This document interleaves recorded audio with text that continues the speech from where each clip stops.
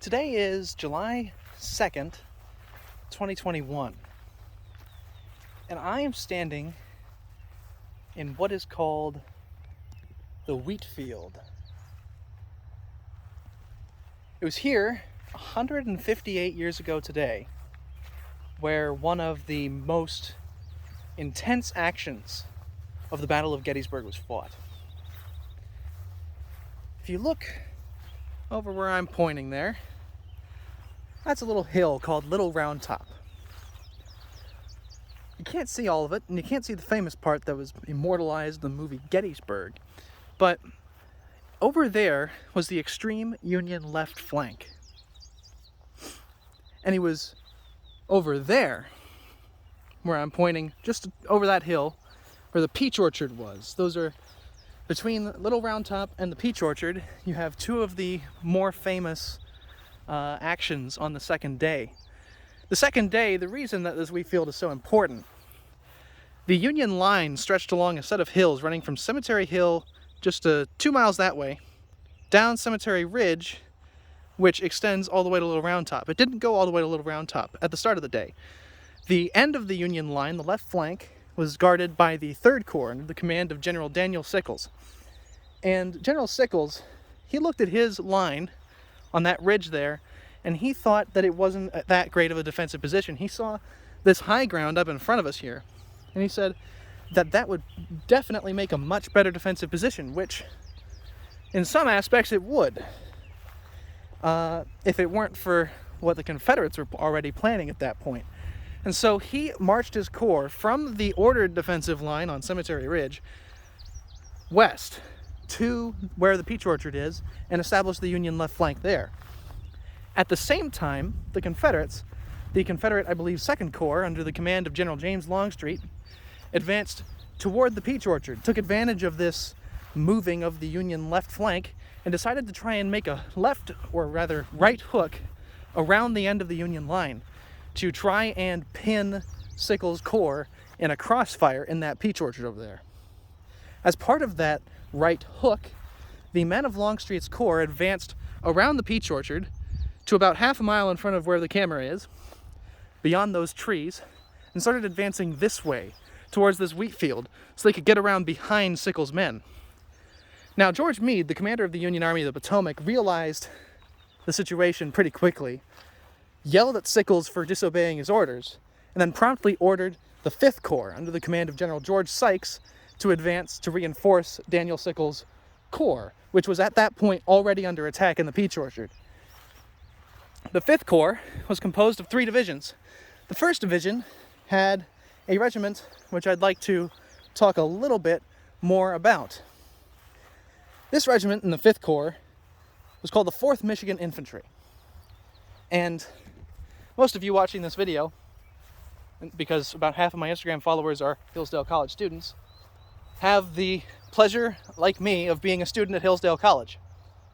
And so did about 30 of the men in the 4th Michigan.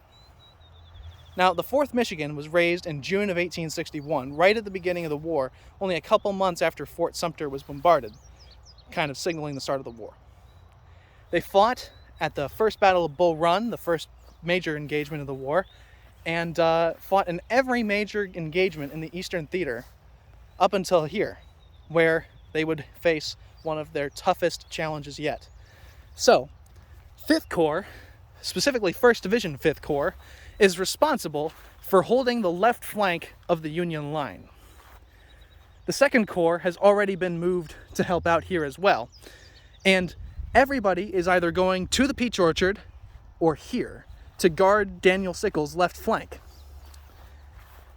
So are the Confederates, though. Not to guard the left flank, but to rather press the attack and try and cut off 3rd Corps at the peach orchard. So, this field, which at the time was covered in wheat, a crop of wheat that was perhaps about 2 feet high, 3 feet high, so a little taller than the grass is here today. This wheat field would become the scene of major fighting. 2nd Corps and elements of 5th Corps advanced into this wheat field from this side here, advanced across the wheat field, and encountered Confederate troops in those woods. They were pressed back, and the field changed hands multiple times before the 4th Michigan ever got here. When the 4th Michigan did get here, they emerged from the woods just over there and saw in front of them this field covered in dead bodies. Not such that you wouldn't be able to step on anything but dead bodies like at some battles later on in the Civil War, but as the 4th Michigan advanced across this ground, they would have had to avoid stepping on dead bodies, or perhaps, because they had to be in line formations, they weren't able to exactly dodge dead bodies or necessarily step over them. Sometimes they'd have to step on them, and occasionally they might groan because they weren't dead, they were wounded. Ugly stuff.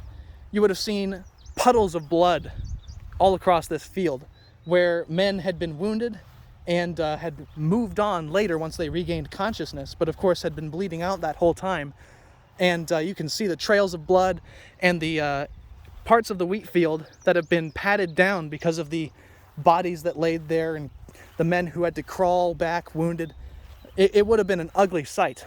You can see those cannons over there. There would have been a battery of artillery here that would have been firing almost point-blank range at the Confederates in those woods. And the 4th Michigan wouldn't have seen any of the Confederate troops as they advanced through this part of the field until they got to here, where I'm standing, this ridge that from here on out goes steadily downward.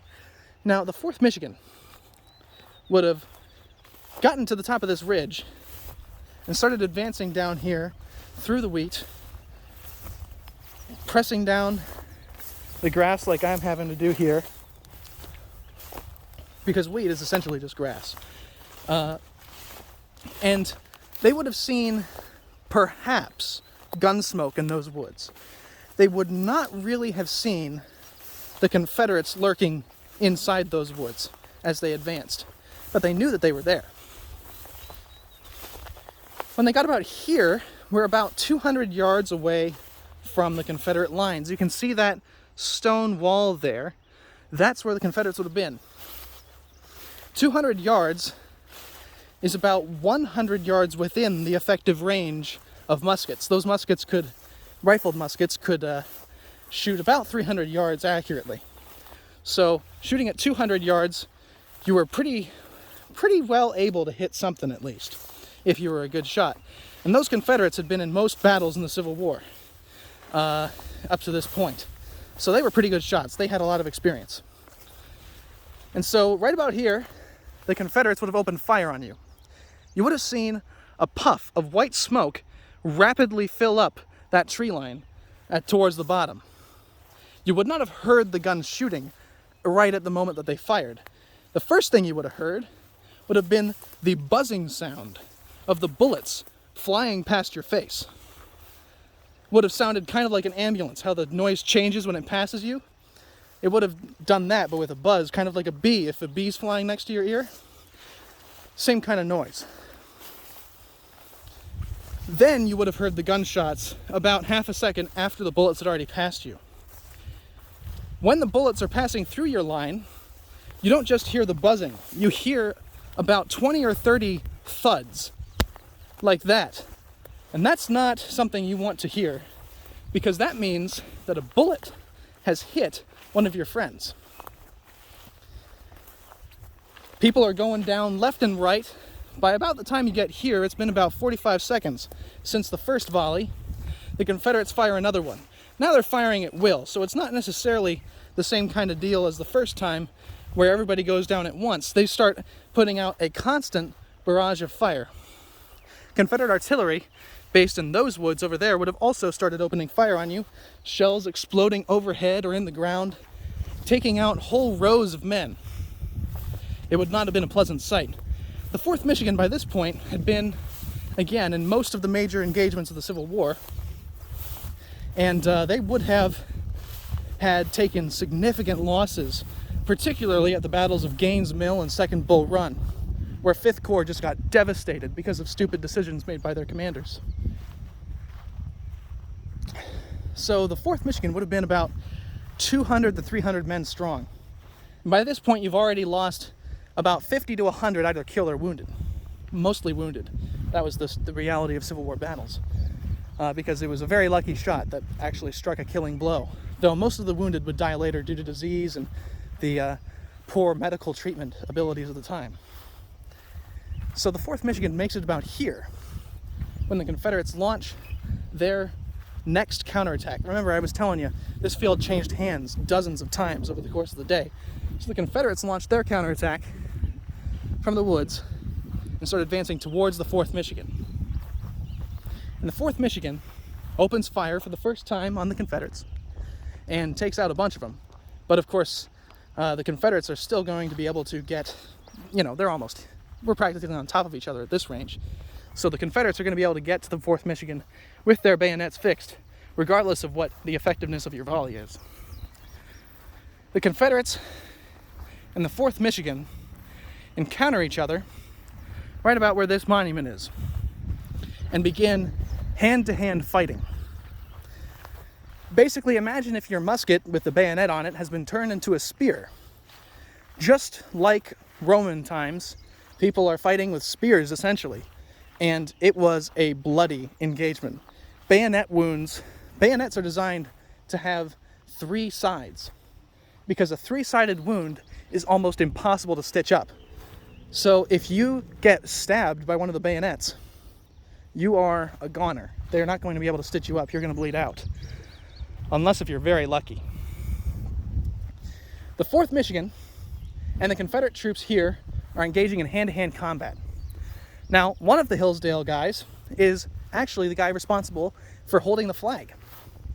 And he gets killed, stabbed by a bayonet. Colonel Harrison Jeffords, the guy who the Hillsdale students had elected as their company commander back when they joined up in June of 1861. And remember, there were about 50 Hillsdale College students that signed up. Only about 30 made it to Gettysburg, including a guy named Moses Luce, who would later win the Medal of Honor. So Jeffords runs up and grabs the flag and stabs the Confederate who had killed the guy to death. And the fight for the flag will go on for the next about 2 minutes as brutal hand-to-hand combat rages around this area where this monument is. Jeffords, in the end, is killed, shot point blank by one of the Confederates. And more guys jump into the fray to try and keep the regimental flag in Union hands. Quick side note, or rather related note, regimental flags were very important. If you lost your flag, it would dishonor the regiment. It was a sign of cowardice to leave your flag behind. And so that's why the flag was so important to protect. So the Confederates and the 4th Michigan are fighting for this flag. And the whole fight lasts about 2 minutes before the rest of this brigade that the 4th Michigan was in, I believe 2nd Brigade, 1st Division, 5th Corps. Might be 3rd Brigade. Not quite sure. Either way, the rest of the brigade around them begins breaking, just with the heavy losses sustained crossing the field and even more losses sustained here in the hand-to-hand combat of the Confederate counterattack. The 4th Michigan, with the rest of their division or brigade breaking around them, decides to retreat as well. And I believe in the end, the flag did get captured, but not after 5 or 6 Hillsdale College veterans were killed defending the flag. And this monument here, with a soldier holding a flag, is the monument, 2nd Brigade, 1st Division, 5th Corps, for the 4th Michigan Infantry, here in the wheat field in Gettysburg. Again, that was July 2nd, 1863. Today is July 2nd, 2021, which means that, considering it's about 1 in the afternoon, about 158 years ago today, in fact, 158 years ago right now, the hand-to-hand combat with the 4th Michigan and the Confederate troops would have been going on. It's incredible to think the amount of carnage that would have been happening right here where I'm standing just 158 short years ago. You think it's a long time. It's not that long. And to think that, you know, all the problems we have in our country today, right? You know, we all like to complain. We all like to, you know, say that our country, you know, is the worst that's ever been. At least we don't have to fight to the death over an American flag in a field where everybody's trying to kill each other and their weapons are designed to inflict the most damage. At least we don't have to kill each other over things anymore. And I think that, you know, if those 4th Michigan guys could see us today, they might not like everything that this country has become, but I'm sure they'd be happier knowing that our country was fine and that this battlefield was able to be visited today than if not, had the 4th Michigan and the rest of the Army of the Potomac broken and fled instead and left the Confederacy and the institution of slavery intact. Those men died so that in 2 days we might celebrate our Independence Day in a free country that honors the principles of its founding documents. Founding documents which those Hillsdale College troops would have known, read, and wanted to protect. Anyhow, that's just me, some random guy in a wheat field at Gettysburg. See ya.